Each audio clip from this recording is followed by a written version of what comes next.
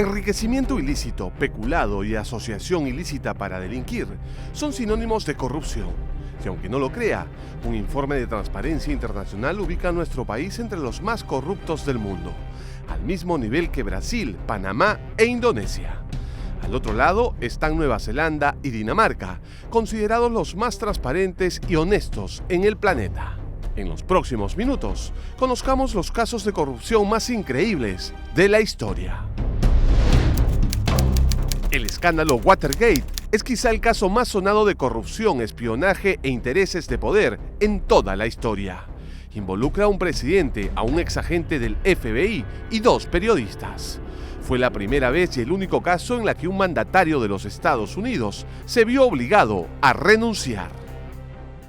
No soy de los que se rinden. Dejar el puesto antes de acabar el mandato es algo que rechazo con todo mi ser. Pero como presidente, debo anteponer los intereses del país. Richard Nixon llega a la presidencia de los Estados Unidos en 1968, en una elección muy ajustada. Pero algunas medidas acertadas, como iniciar el retiro de las tropas norteamericanas de Vietnam, hicieron que ganara de una forma aplastante su reelección 4 años después.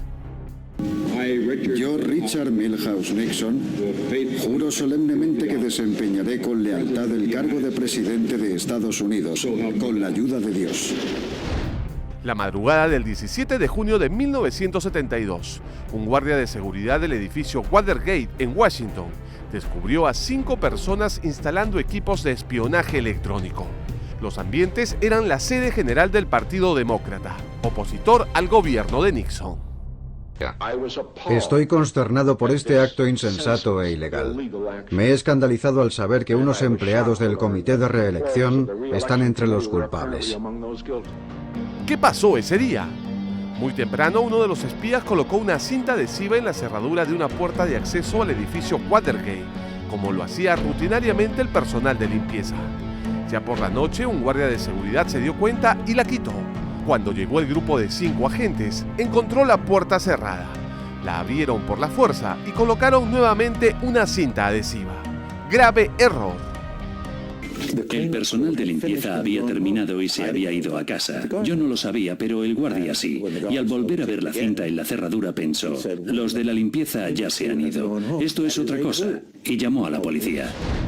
Primero fue considerado un incidente menor, pero 2 periodistas del influyente diario Washington Post, Carl Bernstein y Bob Woodward, descubrieron vínculos directos entre los espías y el gobierno del entonces presidente republicano, Richard Nixon. El mandatario inicialmente negó todo. Sin embargo, a medida que los indicios en su contra se acumulaban, se hizo evidente que su gobierno había ordenado espiar a sus adversarios políticos y, más grave aún, se esforzó por obstaculizar la investigación judicial del caso. Mierda, entra y consigue esos archivos. Haz saltar la caja fuerte y consíguelos. Entonces, ¿qué? ¿Vamos a ir a por esos demócratas o qué? Bob, por favor, dame los nombres de los judíos que podríamos investigar, hijos de puta. Una investigación del Congreso de los Estados Unidos estableció que Nixon realizó grabaciones secretas de conversaciones con sus asesores, en donde discutía las actividades de espionaje, pero se negó a entregarlas. Evidentemente había motivos para pensar que allí se decía algo que podía hacer un daño extraordinario al gobierno. Para 1974, el caso Watergate se había convertido en un escándalo y la Corte Suprema le ordenó a Nixon entregar las cintas de sus grabaciones. Pero antes de ser enjuiciado por obstrucción a la justicia, renunció. Durante todo el largo y difícil periodo de Watergate, siempre fui perseverante. La idea de abandonar el cargo antes de culminar mi mandato resulta aborrecible a cada una de las células de mi cuerpo. Pero como presidente debo anteponer los intereses de América primero.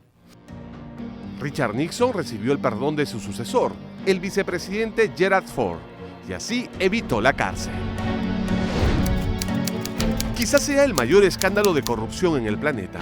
El general Sani Abacha llegó al poder en Nigeria en 1993 tras liderar un golpe de Estado. Su mandato duró solo 5 años. Prohibió los partidos políticos y disolvió los organismos del Estado. Esta acción es necesaria. Me declaro como presidente y comandante de jefe de las Fuerzas Armadas de la República de Nigeria. Tras su muerte, en 1998, el gobierno nigeriano inició una investigación por enriquecimiento ilícito a su familia y se les acusó de tener 2.500 millones de dólares en cuentas personales de bancos en Suiza, el Reino Unido, Luxemburgo y Liechtenstein. Fueron transferidos a un grupo de empresas creadas por la familia Abacha.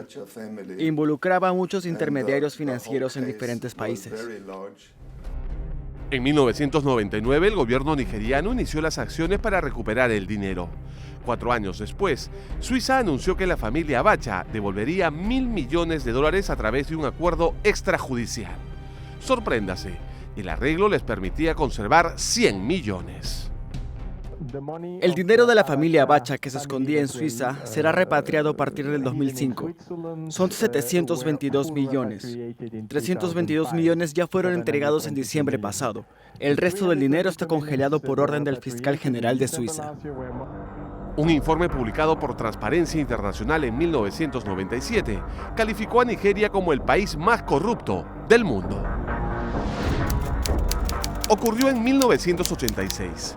Funcionarios del gobierno de Estados Unidos organizaron una operación de venta de armas a Irán con el objetivo de financiar a la guerrilla de los contras nicaragüenses, un grupo que se oponía al Frente Sandinista de Liberación Nacional, el partido en el poder en Nicaragua. Se tomó una parte del dinero y se puso a disposición de la guerrilla que lucha contra el gobierno sandinista en el país centroamericano. La venta de armas alcanzó los 47 millones de dólares y tenía por objetivo no solo ayudar a los contras de Nicaragua, sino también persuadir a Irán para liberar rehenes estadounidenses secuestrados por grupos pro-iraníes en Líbano. En octubre de 1986, un avión con un cargamento de armas fue derribado en Nicaragua y el piloto confesó ser un agente de la CIA. My name is Gene Hausenfuss. ¿Su lugar de origen? Marinette, Wisconsin.